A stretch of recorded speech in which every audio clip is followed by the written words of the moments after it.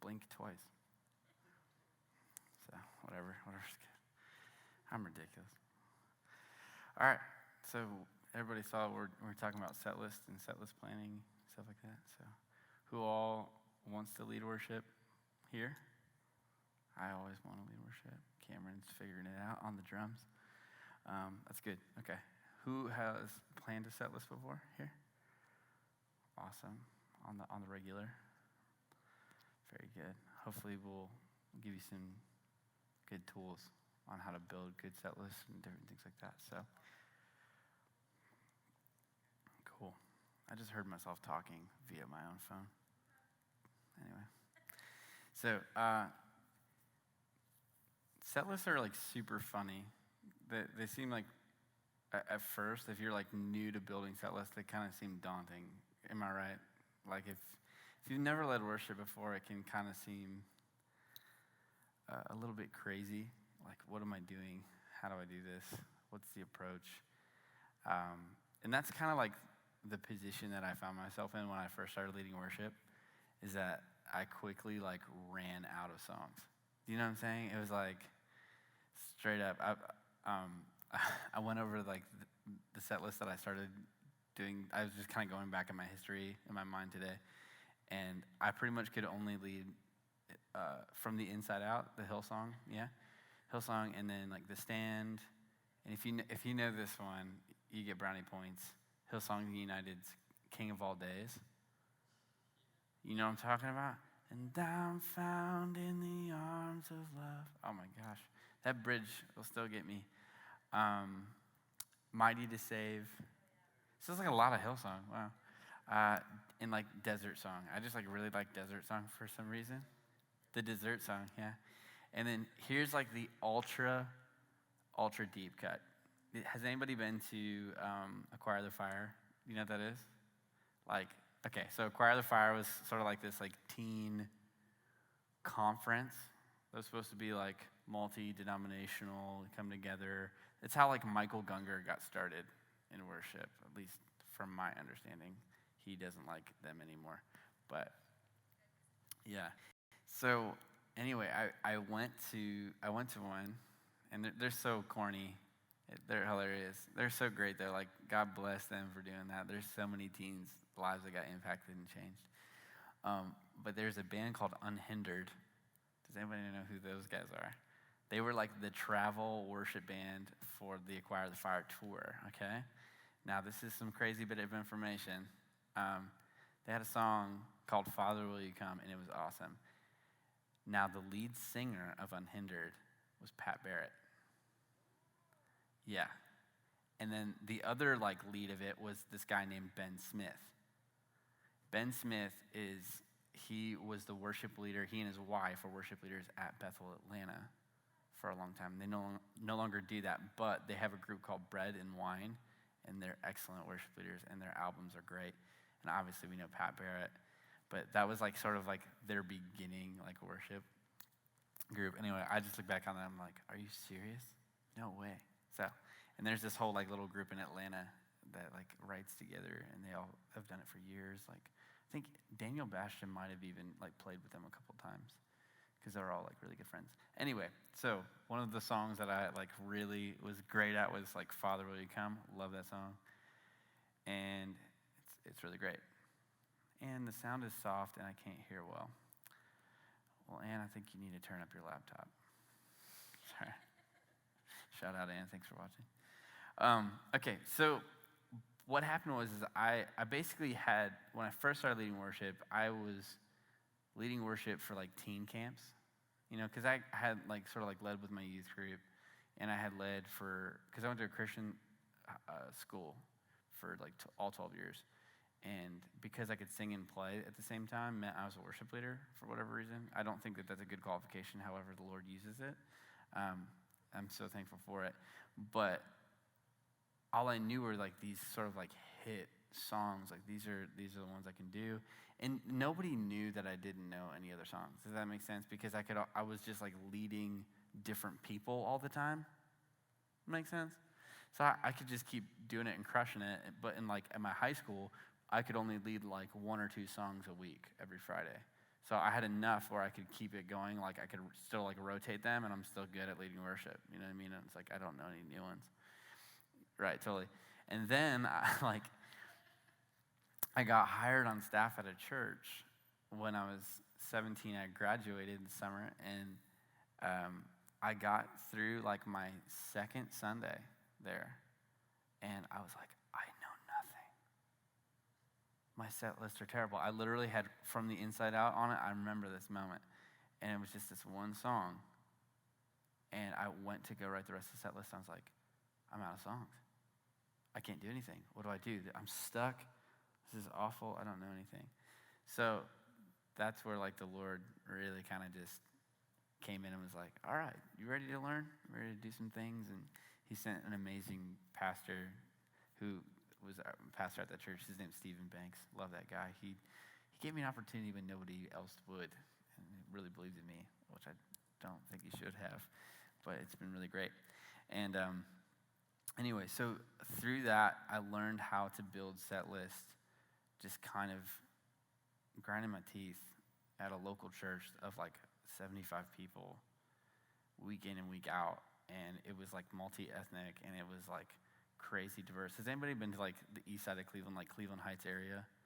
Do you know how diverse that is? Like how crazy it is? It's like literally you're in Beechwood, and you have the richest of Cleveland, and then you go down to Euclid, and it's like so poor. You know, it's like ridiculous. So my church was in Richmond Heights, and we sat on basically the border of 4 cities, and each one of those was a different socioeconomic like graph. I mean, you could just kind of plot it out, and it's like low income, middle class, upper class. I mean, it just kind of was weird, but what it taught me was like this lesson of how to lead every nation, every tribe, and every tongue. And if you hang around me enough, you'll hear me say that a lot because it's so valuable to me. Because I had to sing like hymns and do them well, and then I had to learn how to play like gospel music, and then even crazier is I had to learn how to do like Messianic Hebrew worship, like Paul Wilbur. Do you know what I'm talking about? Does anybody know what I'm talking about? I know you know what I'm talking about. Cameron knows. He played with 12-string guitars multiple times. Anyway, so I say that because like the set list, it's super important to not get to this place where we go like, I've got to play the latest and greatest. It's just not that important. Like, I love Reckless Love. It's really great, but like, that's going to wear out like your 5th Sunday. You know what I mean? Like, we can put on the list. I mean, it's an amazing song. Like, I love that song. I'm going to continue to play it. But there has to be more depth, and there has to be more things coming alive in our set list and doing those different things. So, anyway, share all that little story to just give some background. But I want to ask you a question. What requires more faith? Being spontaneous or having a plan? What? Wrong. It requires more faith to have a plan. Because what I'm doing when I have a plan, right, for my life, let's just take life perspective. I want to buy a home. What am I going to do? I'm going to gear myself up to save up money, to do research on what home I want to buy, different areas, different things like that. Well, I'm not going to go through the steps of doing those things if I actually don't believe that I'm going to get a home. Does that make sense? But I can show up on a Saturday and be like, I want a home. Let's do this thing. And it's reckless and it's terrible. You know what I'm saying? Like, and I'm in debt. You know what I mean? There are times like where spontaneous works out. Hear me. Spontaneous is good. But I'm kind of asking that question to sort of our charismatic upbringing in church here, and to say, maybe there's a different side. You know what I'm saying? Spontaneous is amazing and good, but I actually think it requires more faith to have a plan in place and to say, all right, God, what do you want to do? And how can I team up with you? And now I'm going to work that out. Does that make sense? You know what I mean? It's like, okay, Lord, I feel I've heard your word. I've heard the prophetic words over my life that you've spoken. Now I'm going to put that plan into action. I think it's kind of the thing where it's like, all right, we hear a prophetic word and it's like, okay, you're going to go sing on stages and sing for thousands and thousands, right? That whole thing. Well, what would happen if I showed up to the next Hillsong or Bethel live concert and I just got onto their stage and tried to sing? How's that going to work out? It's not. That's spontaneous. But what happens if I like put myself in a closet and write songs and spend time with the Lord, and he continues to open things? So I think there's something to that for us in set list making. And I want to kind of like come in and be like a myth buster here and be like, your set list isn't more powerful just because it got changed on Saturday, or that it got planned out on Saturday. The day of the week doesn't really matter. Does that make sense? Like those moments are going to happen when you have a plan and it changes totally. But what happens is laziness occurs, and then we start having set list plan on Saturday, and they're unintentional, and they're actually disconnected from the Lord, and we actually mask them with the words of faith and with the words of like, well, I'm just following the Spirit. Yeah. I've done that. Hi, my name's Ethan. I'm an offender. I've done it so many times. So I think it's really important for us as people growing in leadership and wanting to become better worship leaders, wanting to become better pastors, different things like that, is to realize, not just in setlist planning, but that it really is important when we're talking about faith to have a plan and to work that out with the Lord. I think Mondays are super important, for picking out set lists. And I think you can hear on Monday for the next Sunday. That's kind of always been the motto. And I got drilled. Going back to that Pastor Stephen Banks, I wish he was here because he would laugh so hard. He'd be like, you can plan for Sunday on a Monday, get it done. He's like, you got a worship team, you got to lead, and people don't know what they're doing because you're telling me that the Spirit hasn't told you anything. Get it together. I'm like, okay, man, fine. So anyway, it's really, really important.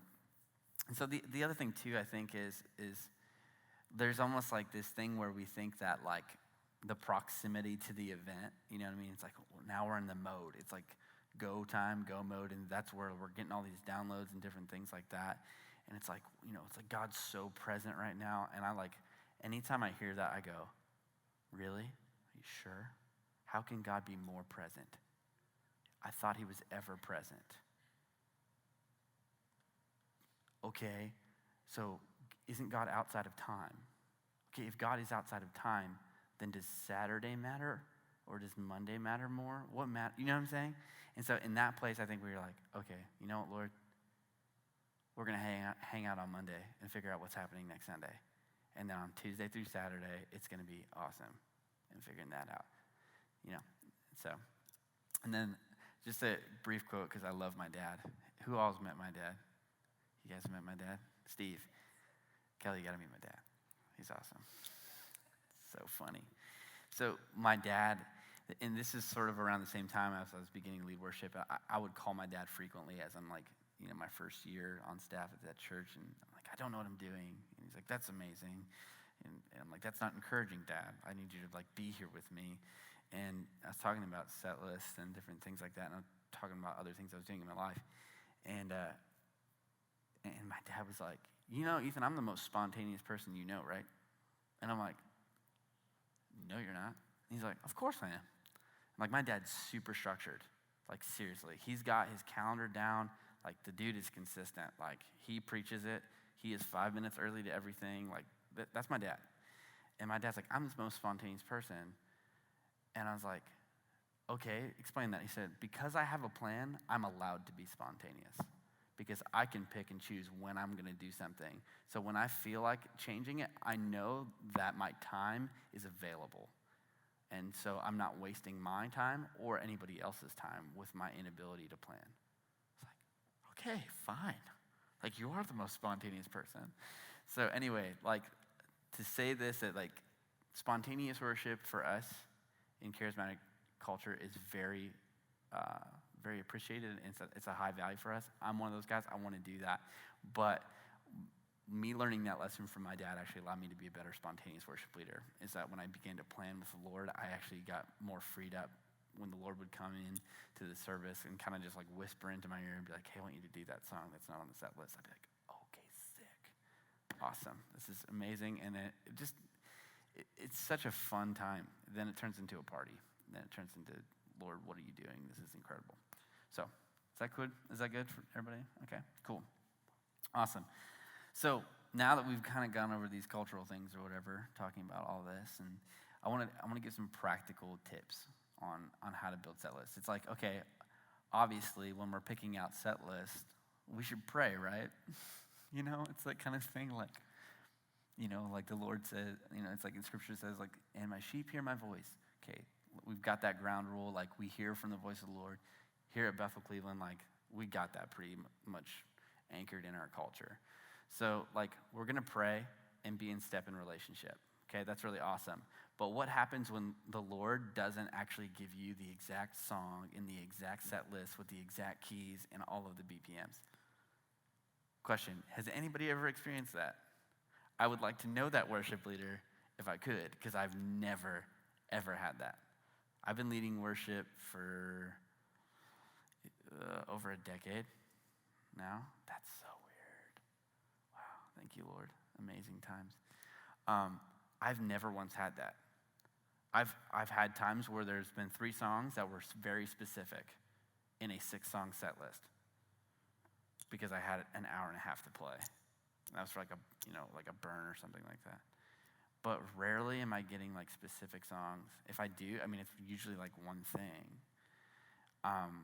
So I say that to kind of free people up because it kind of freaks people out when they're like worship leaders trying to like build set lists. It's like, okay, I need to hear from the Lord, like exactly. No, you don't. Like what's his heart? Like what's the Lord speaking? What's his heart? Because I think the Lord tends to speak in themes. And that's really important. And that, I think, is also really important in how we think about our set lists in the service as not just songs, but as moments or a moment, if you will, of encounter. Does that make sense? You know what I mean? Because it takes us from this camp of like, let's play the hippest song to, okay, like the Lord's actually speaking something prophetically. He's declaring something. He's wanting to heal cancer this morning, or maybe he's trying to reveal the tenderness of his heart, and that we're actually going to come into an encounter of that. And most of the time, these themes, I will tell you, most of the time, these themes are his character. That's so important. The Lord is all like. Don't look for the byproduct of the Lord. Look for who he is in the midst of signs and wonders. Does that make sense?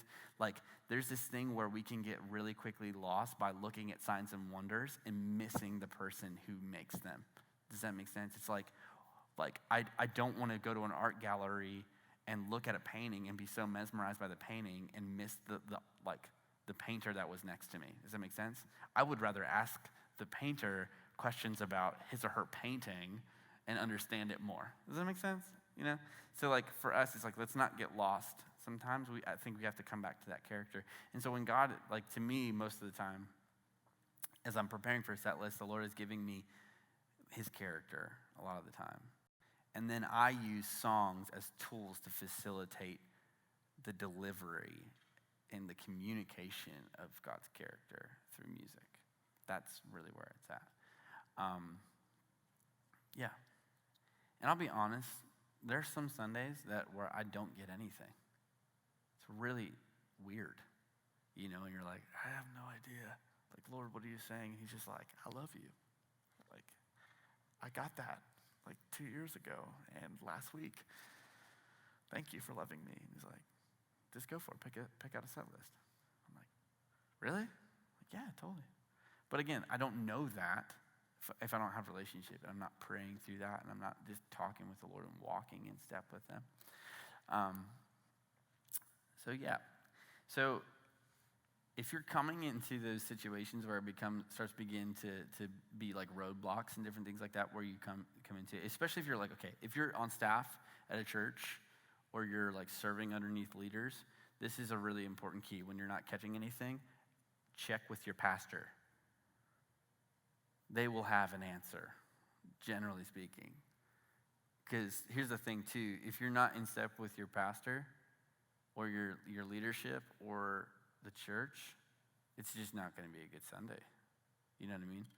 So there are times where I'll have to, like, I'll check with Jerry, you know? I'll check with Steve. I'll check with even, like, Justin. I'll be talking, I'm like, dude, what's God doing right now with you?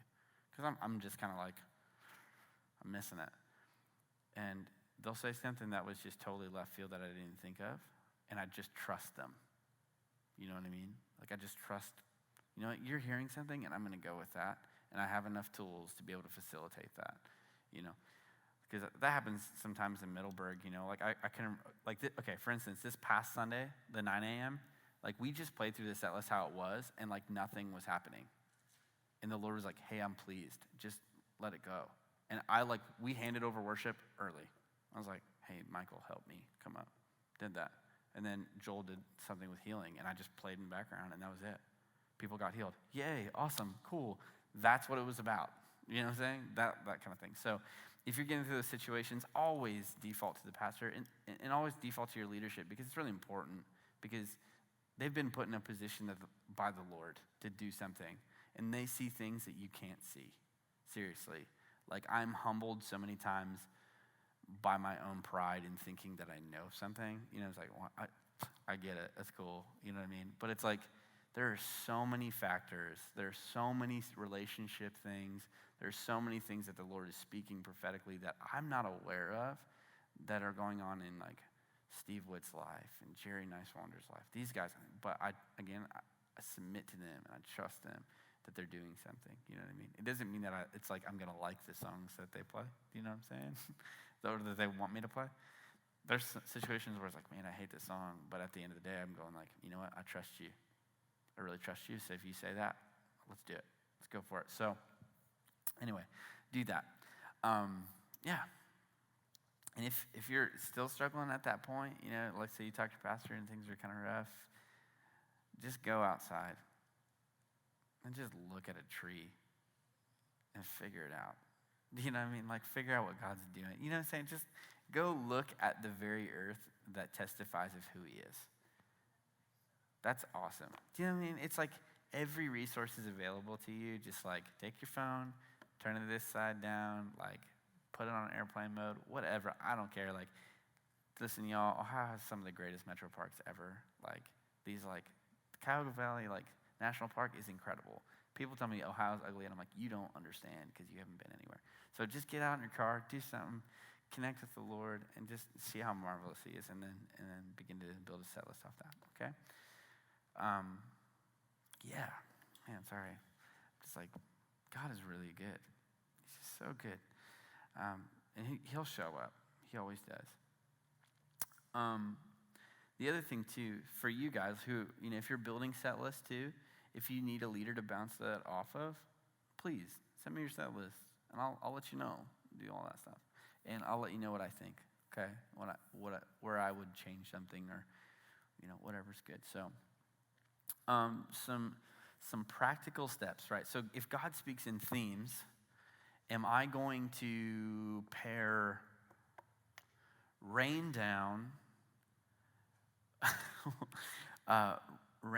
with, let's say, like, given, right? You have given everything my heart could, right? I'm probably not going to play those two songs back to back. Safe to say, right? Can everybody kind of picture that in your head? You're like, and it's like, it's raging, and then you get to, there is no striving. Just doesn't work, right? It's like, okay, cool. So this is where, like, as we're set list planning, this is the practical side. This is us co-laboring with heaven. You're a musician, you're a person, you're thoughtful. God has given you a theme. Now let's work with heaven to communicate heaven to earth. And that is how we do that, is through tools and through music. So sometimes what can happen is we'll begin to, like, pair a bunch of different songs, like, I'm gonna pick these 4 songs because they're in the same key, right? But lyrically, they have no relationship. You know what I'm saying? It just doesn't make any sense. And what can happen is I think you begin to, like, I know, I'm confused. I've been to those set lists, you know what I mean? Where it's like, okay, cool, we just picked out the top 5 hits of the church. Like, Boom. Let's hit them off with Glorious Day. Next thing is Reckless Love. You know what? And let's, what's a good one right now? Oh, I'm building my life. Cool, awesome. Let's end it. And it's like, no, just stop.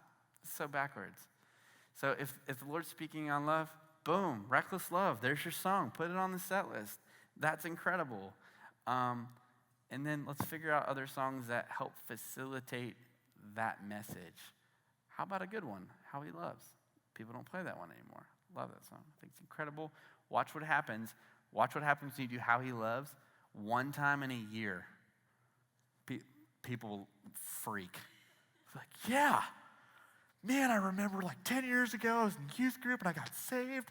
And that song was playing. I was like, oh. So anyway, think about that.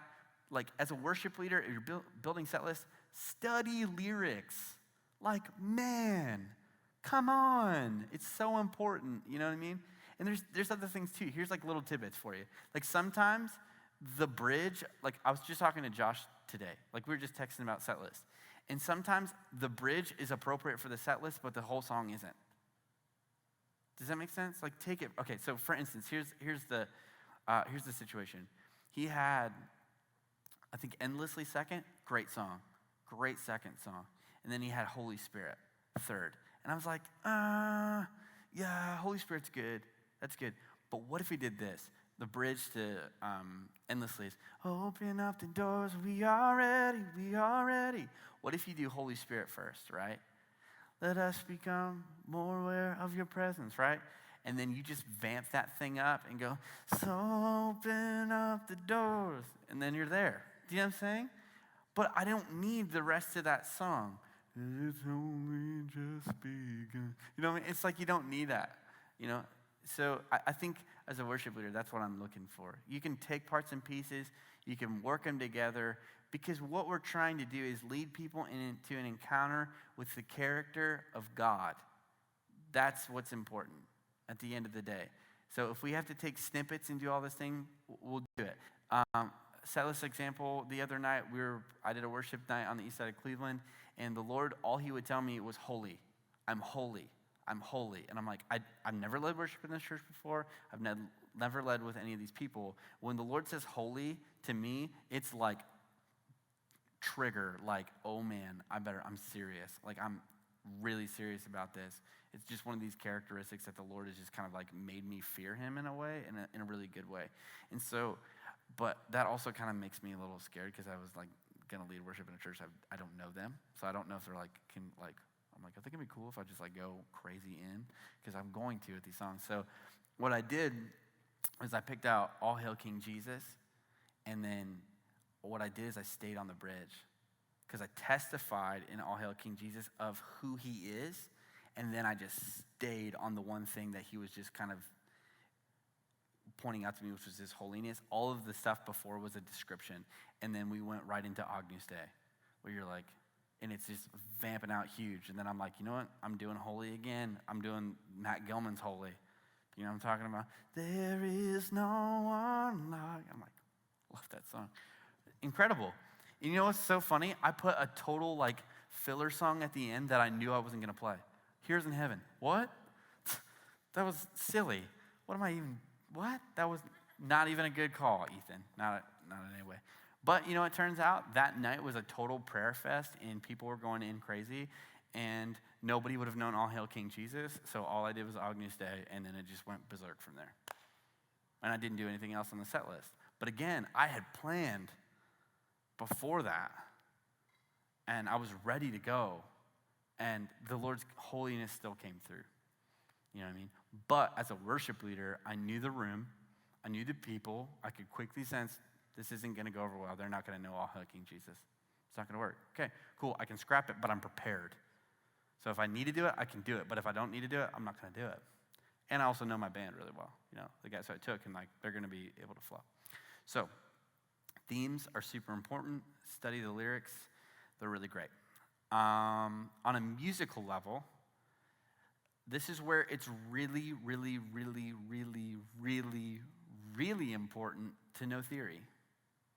Super important, because your transition from one song to another can make or break you sometimes in your set list. If you don't know how to do it right, it can kind of kill you.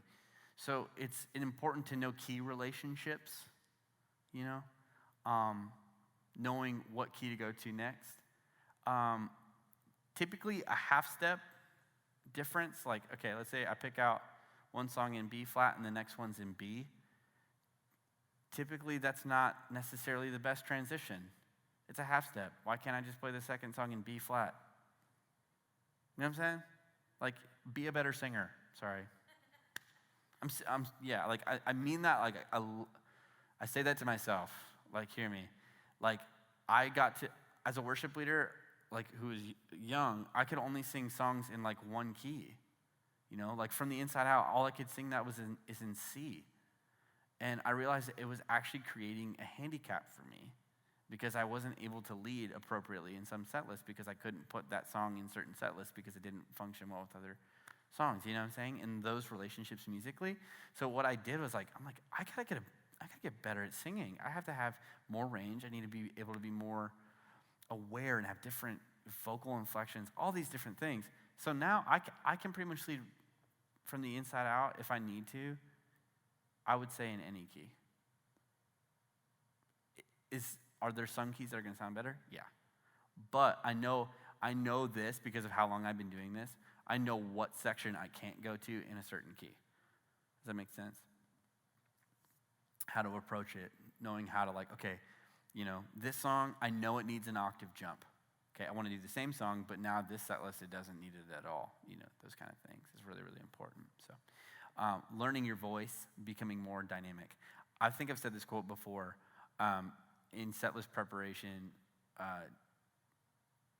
Darlene Check said something that kind of blew my mind one time. She's like, yeah, as I'm preparing for a setlist, I'm praying about what key I should sing the song in so that the congregation can sing it the easiest, so that they can access the Lord. I was like, whoa. It's the most selfless worship leader I've ever heard in my life, because I'm like, every worship leader I know is like, I only sing that song in A flat because it matches my timbre the best. And it fits great, and it's good. Like, I do that too. Like, you know what I mean? Like, I don't want to sing. Listen, I want to sing Given in A flat all the time. That's all I want to do. What are other songs? Like, Jesus, We Love You, I don't want to sing it in B. Sometimes I have to. I'd rather B flat, But she was saying this because she was like more focused on ministering to people and them encountering the Lord than she was about her sounding great. It's like, what? And then she made herself even sound great too, because she's like, it's not going to become a limitation. I'm going to learn how to sing in that key. I'm going to do that. So, but again, that takes you. It's kind of experience, and it's the thing that says, I have faith for this, so I'm going to plan. Like, God, I believe you're going to move on this event and this Sunday, and I want to team up with heaven. You know things about these people that I don't know, and for some reason, everybody in the room, the 150 people, can only sing in B flat. Okay, it's not my key, but whatever. Let's sing it so they can sing it. Kind of tune into that. See if you can. And so for me, over the years, I've learned as a worship leader what keys work for congregations. I think one of the compliments I get more than anything personally on my worship leading over the years has been, man, it's just so easy to sing with you. Like, it's just, I don't know why, but it's really, like, the keys you pick, it's just really easy to sing with you. Because I kind of fought for it for like 3 years. I heard that Darlene Check quote, and I was like, I'm going to learn this thing. I messed my life up. So I learned how to get my voice into certain places. And then I also learned, like, where they sounded good and how to sing so that people felt invited into it. Does that make sense? So some of that's part of your set list planning as you're thinking that through. Think like, man, is this actually going to be easy for other people to sing? Can they actually engage with this? Or am I just, doing a song here? So does that make sense? Cool. So yeah, it's really, really important to know kind of key relationships, different things. You can do half-step transitions. I've seen people do it. It's kind of crazy. If you want to see a video, Chris Tomlin's band has one where they did it with Sweetwater, and those guys are freaky good. Great musicians, and I'm like, I'm taking that, I'm stealing that. Typically, you don't want to do a half-step transition, especially going down. If you do here's the thing, if you do like an upbeat song, like a really upbeat song, let's say in C, and then you do a half step down in B, it just kind of goes, and everybody's just like, okay, now I'm kind of depressed. Not that B is a depressing key, it's just kind of like, it feels that way. It shifts, and you're like, oh, that's why it's so important to get kind of charismania on you. There's a guy, a prophet, what's his name? Oh, I just lost it. He calls himself the Welsh Eagle. I'll look him up real quick. Really cool guy. He ministers, and crazy prophetic. The Lord told him, I want you to start using musicians in your worship services. They're going to teach you something. And so basically what he did is he got like pad loops like we do. And the Lord said, I'm going to heal different body parts through these different keys. He's like, I want you to play in the key of F. I'm going to heal cancer. And he would just be speaking this out. I saw him do it. I was like, oh my gosh, this is crazy. And people are like getting healed. I don't know how, Lord. This is kind of gnarly. So anyway, just so you think through that, like just think about that. It's kind of crazy. We'll go through some like Ray Hughes teaching. If you know who Ray Hughes is, he's a brilliant guy. He talks about some of the science behind music and why it's really important in worship. So in your set list planning, other than, and we kind of touched on this already, is the biggest thing is like transitions. Just so important, knowing how to do transitions. Has anybody like in your set list planning like felt like, man, that's really confusing? Kind of. Transitions, are they kind of confusing? Like how to get from one song to the next song, and sometimes, yeah. So I think there's some practical things that can really, really help with that. Just sometimes based off of instrumentation. If you're using, like, if you have a small, okay, so for like youth group, you're using pad loop mostly. I mean, you have like an auto swell, so it gets you from one key to the next. So what that does is it basically takes the volume down slowly from the one key and then it kind of raises it. We call that a crossfade. So if you're a keys player and you're doing that, or you're talking to a keys player and you're wanting that kind of crossfade, you need to let them know that. Because if they don't, they might just do a hard stop. And that's really weird, especially with like a synth pad sound. Nobody likes that. And so what's really good to do that, again, fade that out and kind of just let the room breathe for a second. Fade in the next key. That's really important. Just kind of give a little space, kind of clear the tonal palette, if you will, fade back in. What do you do if you have a weird key relationship like we had in Akron this past Sunday night? We were going from the key of D to the key of F. We did Glorious Day, and then we were going to go into You Satisfy. Were you guys there? Yeah, do you know how sick that was, how we did that? So it's really good at the beginning part of a set, like if you're doing like an upbeat song and you're trying to go into like another upbeat song, is just maintain the key. So like what I was doing on key, I was playing keys and I was MDing. So I was just holding out D in my left hand. So you still had this like, we're still in the key, there's not emptiness, there's still music going on, and then you just have the drums click you off, and everybody goes in at the same time into that new key. It's a little disorienting for a second, but then you're like, oh yeah, we're into this thing. But it's got to be like a big song, you know what I'm saying? Because like if you Satisfy, you're hearing that, and it's like, and everybody's like, okay, I know this song, it's great. You know what I mean?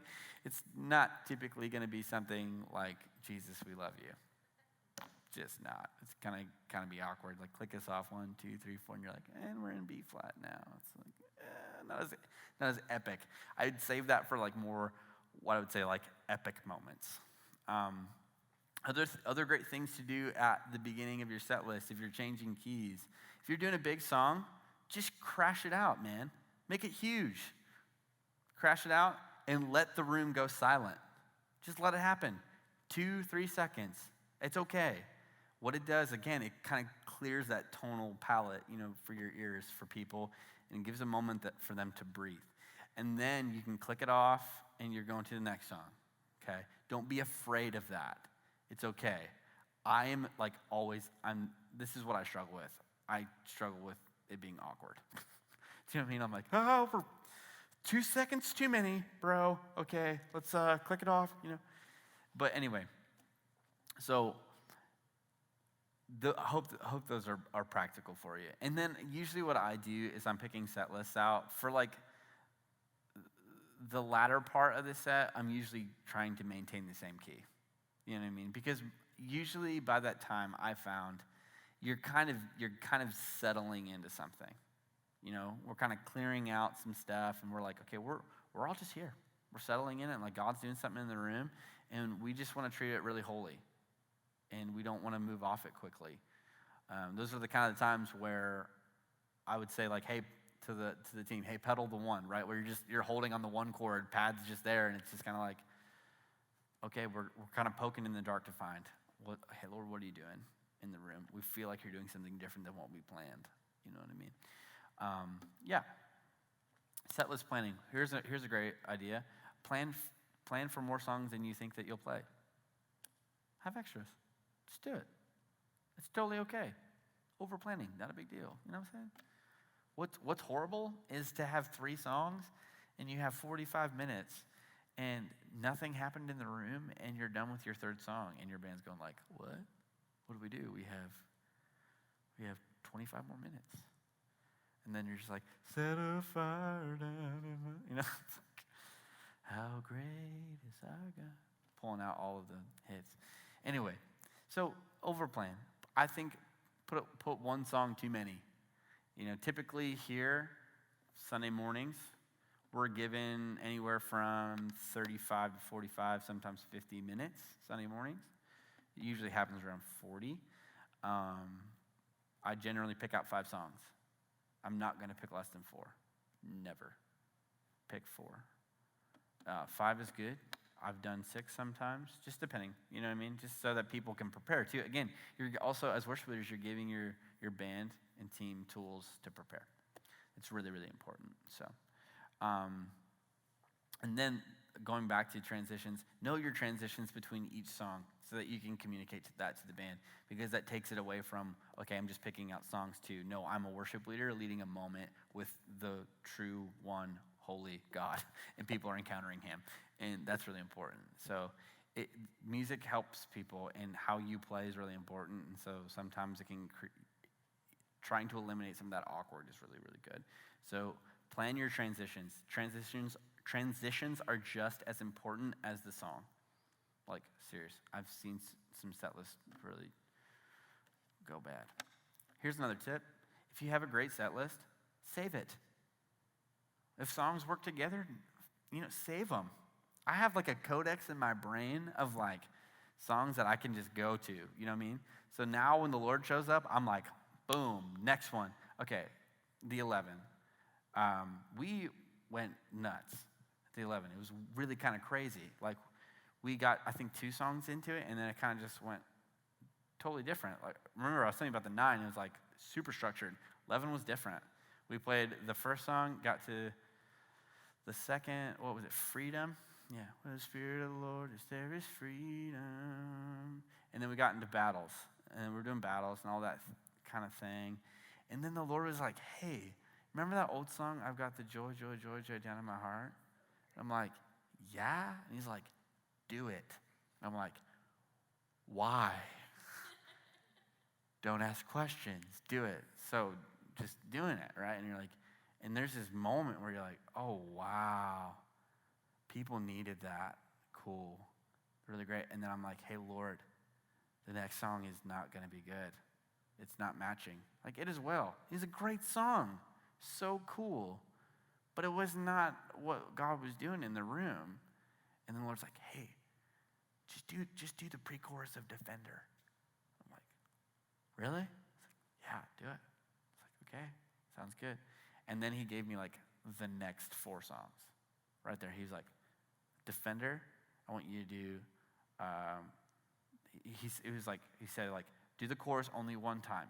Go back to the pre-chorus, and then I want you to give a moment and breathe again, and then sing Peace That Passes Understanding. I was like, okay, sounds good. And he's like, then go back into that. I'm like, okay, cool. And then he's like, The Stand. I'm like, what? Like so crazy kind of a thing, but again, the Lord's on it. So, but you got a plan. I know that stuff, and I know the guys that we're playing with, and they can follow, and they did an amazing job. Yeah, it's really good. So I hope that helps. Is this helping? Cool, awesome. Has anybody come from the camp of building Setlist that says we need to do 2 super upbeat and then 2 low? Okay, cool. I'm gonna say this as the worship director, and I'm not gonna apologize for it. And I don't mean to bash any church that would do this. I am not here to please the emotions of man, in no way, shape, or form.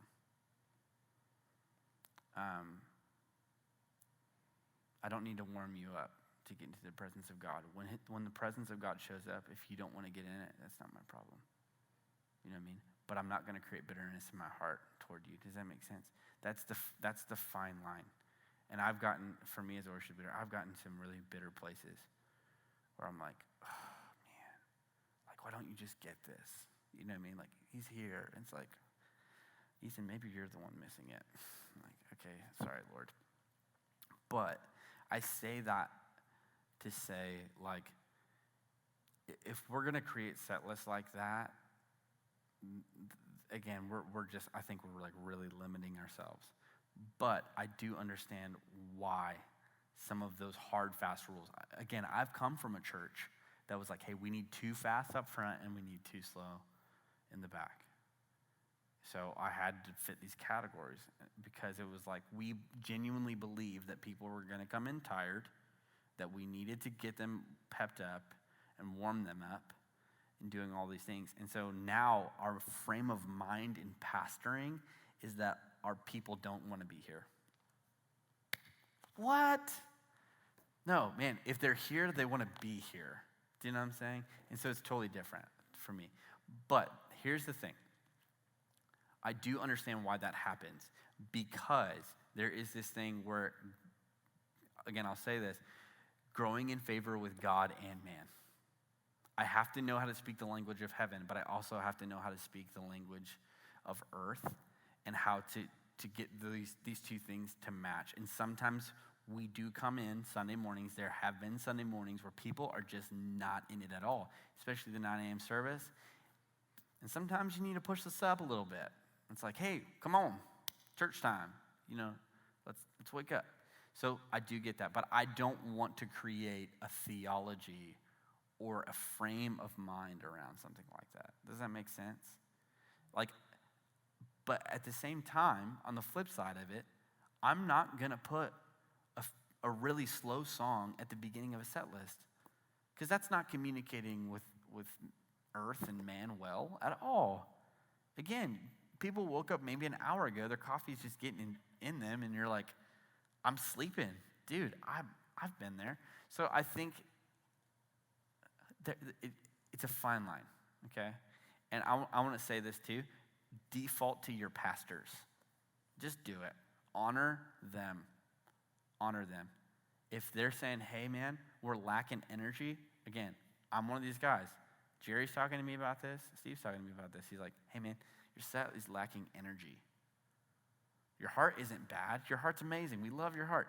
But it's lacking energy. What's going on? We need that. People are confused. I'm like, okay, they're actually trying to help me. You know what I mean? Not trying to hinder me. Because we can kind of get into this thing where we're like, well, I'm a musician and I'm an artist and I heard from the Lord. No, it's like what they say goes. They're the guy in charge. I trust them. Holy Spirit. Steve's been talking to Jesus longer than me. Jerry knows the Lord.